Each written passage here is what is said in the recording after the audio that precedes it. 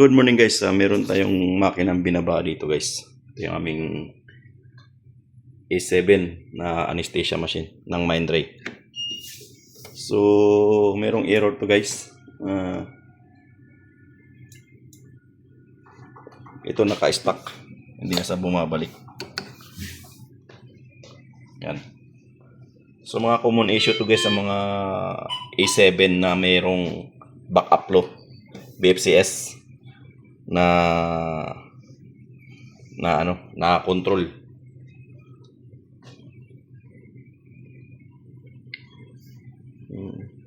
So check natin muna sa ating system check.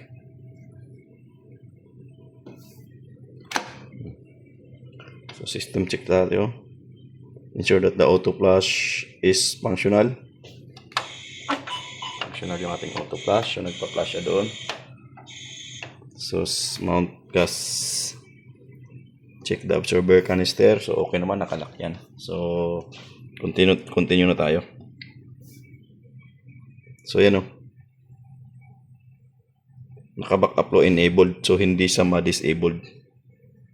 So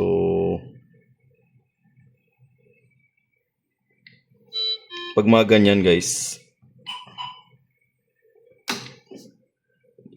disable muna natin yung ating backup flow bago tayo makapag. So yan o, yun yung error nya. Yan. Backup flow control is backup flow control is retraction failure. So nag-i-stuck siya dito guys. So yan yung mga common issue nito. So pag ito nagkaroon ng issue, so hindi ka makapag system check. Kailangan mo munang i-ano mo yung yung backup flow sensor, backup flow control natin. So yung BFCS kung tawagin. So kahit pipindutin mo yan, hindi siya mag-retract. So ang gagawin natin, patay natin guys. Patay natin yan. So ikutin natin. So lagyan natin yung ating camera dito.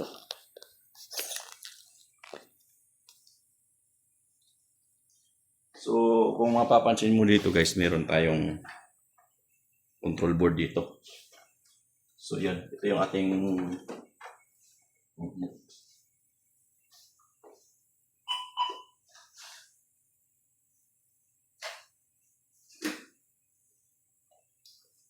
so mapapansin mo guys, lahat ng Mindray na anesthesia, kung anong model yan, E5, E7, E9, Wato, EX65, o Wato 35, basta lahat ng anesthesia ng Mindray guys, mayroong nakalagay dito yan na manual. Yan, sa panel niya. So kung hahanapin mo yung baterya nitong A7 guys, yung Wato nandito sa ibabaw. Dito sa ibabaw nito, bubuksan mo tong buon to. Yung Wato. So yung E7 at saka E5 at saka E7, nandito yung battery niya guys. Ayun yung battery niya. Oh. Yan. Dalawang baterya yan. Kung bubuksan mo yan dito. Yan. So bubuksan mo dito yan. So nandito yung ating battery. Ayan. Dalawang baterya sa. So ang baterya nito guys, yung battery ng ating mga patient monitor, ng N17, T5. So same lang sila ng battery. Ayan. 11.1 volts and 11.1 4,500 milliampere. 49.5 watts. Ayan o. So nandito dalawa yan. Kaya medyo matagal yung life nito. So yun yung battery ng ating A5, A7. So pati yung ating yung Wato guys nandito sa ibabaw. So guys dito, meron makikita mo dito, meron tayong mga wire yan dito. Ito yung retraction niya oh. Hindi gumagana yung retraction. So susundan mo lang to. Yung bakit hindi gumagana yung ating retraction ng ating backup flow. So yun yung wire niya. Makikita mo, maliit kasi.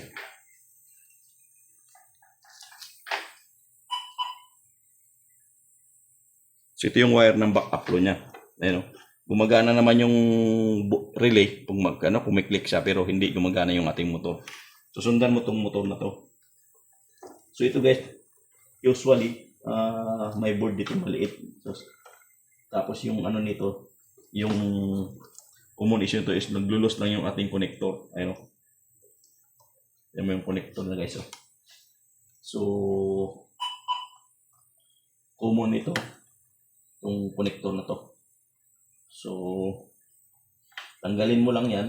So tapos ibalik lang natin. So ito yung cutter.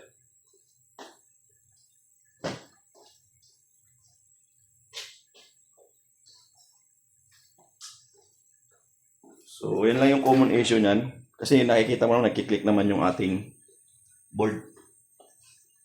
So at mo lang tong ano kasi to, naka cable tie. So tanggalin mo lang tong cable tie niya para mahila mo yung wire. Kasi pag hindi mo tanggalin yung cable tie, hindi mo mahihila yung wire nito guys.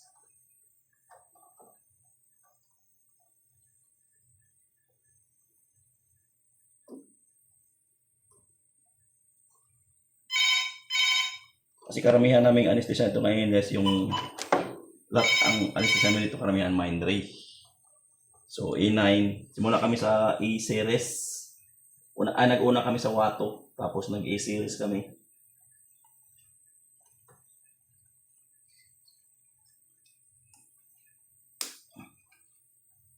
Sukat lang natin yung ating cable tie kasi hindi matanggal yung kable.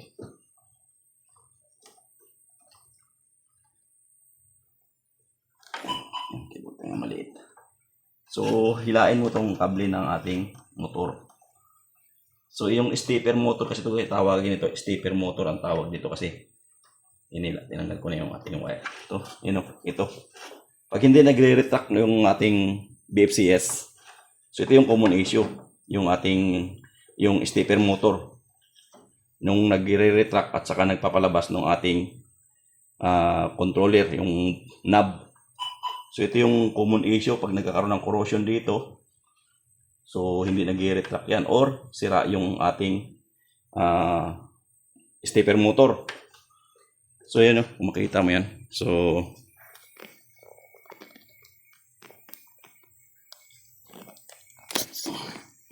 dali ko muna sa camera.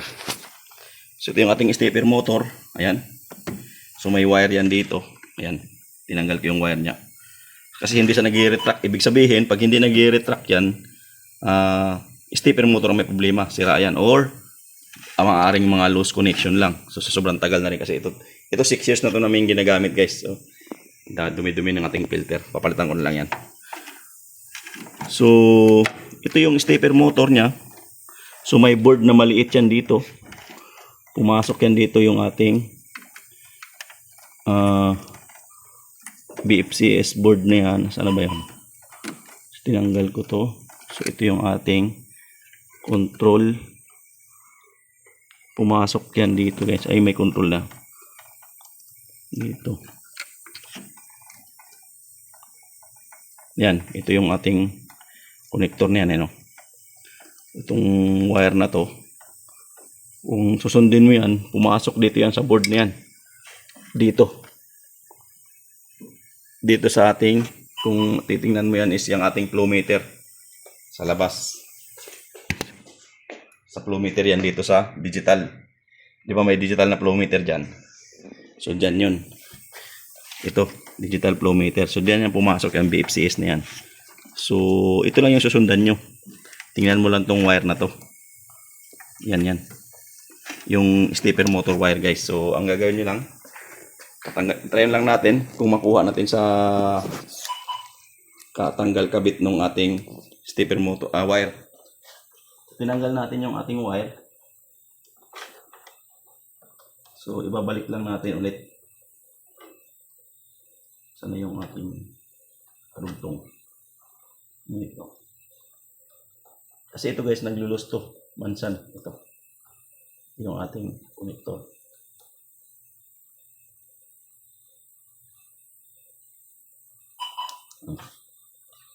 So yan. Yan guys Kinabit na natin yung ating stepper motor. battery yung iba para masigurado mo din. May mga ano kasi ito, connector dito na naglulus lang. Karamihan dito naglulus lang. So ayun. Kinunikabit lang natin. So yan yung ating stator motor sa pagre-retract ng ating BFCS. So dito tayo. So unitin ulit.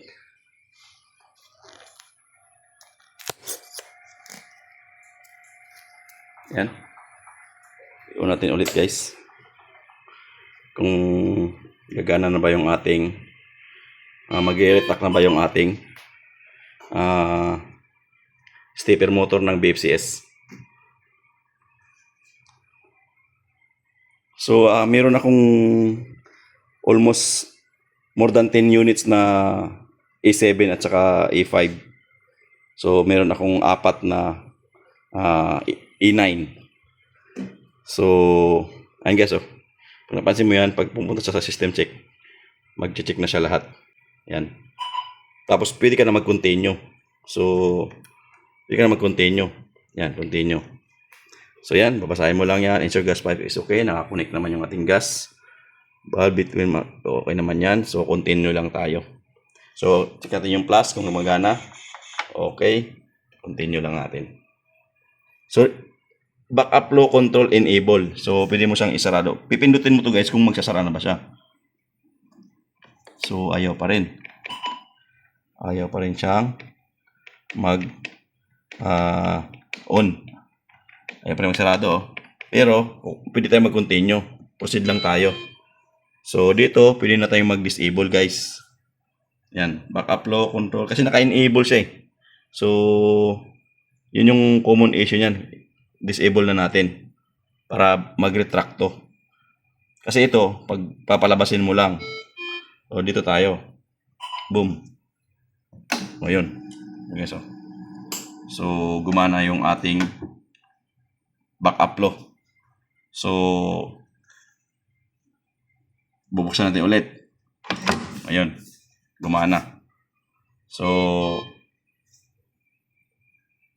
okay yung ating stepper motor. So gumana yung ating stepper motor eh. So loose connection lang siya. Sarado natin. Ayan. So gumana na siya. So dito ka pa lang pwedeng mag ano guys, tag nito. Mag leak test saka system check. System check.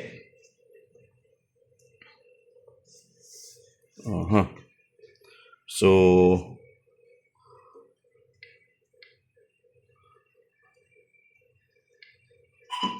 naka-standby siya. So warning, leak test not perform. Ayun, sabi niya, warning, leak test not perform, circuit compliance compensation not available. Are you sure you want to continue? So hindi tayo mag-continue guys. Ang gagawin natin, magli-leak test tayo. So ang gagawin mo lang, papatayin mo to. So antayin natin mamamatayan. 33 seconds. So mag-shutdown yan. So count lang tayo ng 5 to 10 seconds para maano lang natin yung computer. Kasi ito guys, computer na rin to. Linux nga lang. Yung Linux yung gamit na ano nito, system. So on natin ulit. Naka 5 seconds na.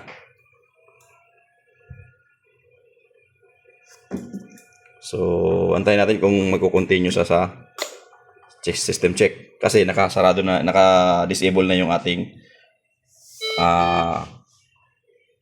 backup flow, BFCS.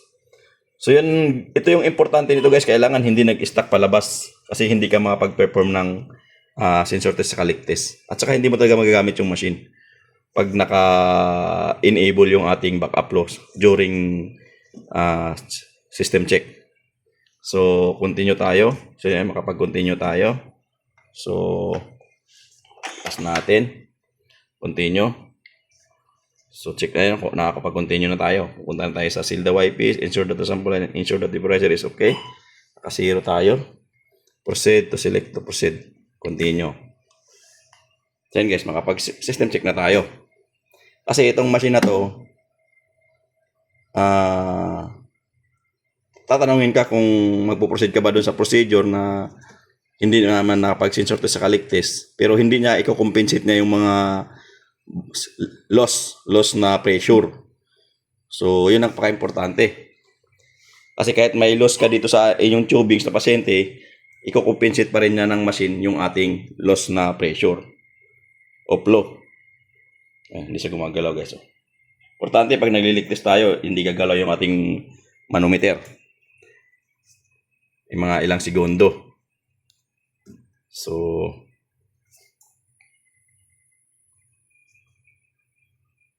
kita mo wala na yung error dito ng backup flow. So yan, pasado na siya. So continue tayo. System check, pass. Pass naman yan. Yan. Pass. Punta tayo sa continue. So, ganun din. Adjust EPL to 50. Yan. 50. So, centimeter water. Install manual bag. May naka-install na. Auto.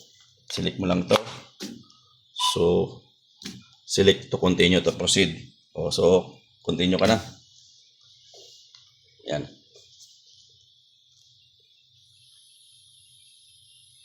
So, ito yung aming A7 na 26 years na rin sa amin to. So, wala namang malaking issue.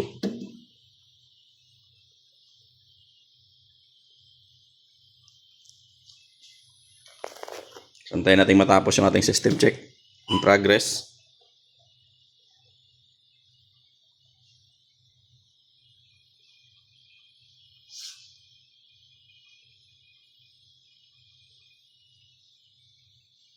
Yun. So, pass. Leak test, circuit leak test pass. Manual. Dalawa kasi ito. Isang automatic, isang manual. So, ngayon, sabi niya, back to position to APL to 0. SP position. So, select to continue. Yan. So, wala na siyang error. Wala na yung error ng BFCS, guys. Pero, gumagana na yung BFCS. Ayun o. Pinutin ko. Malabas na siya. Oh.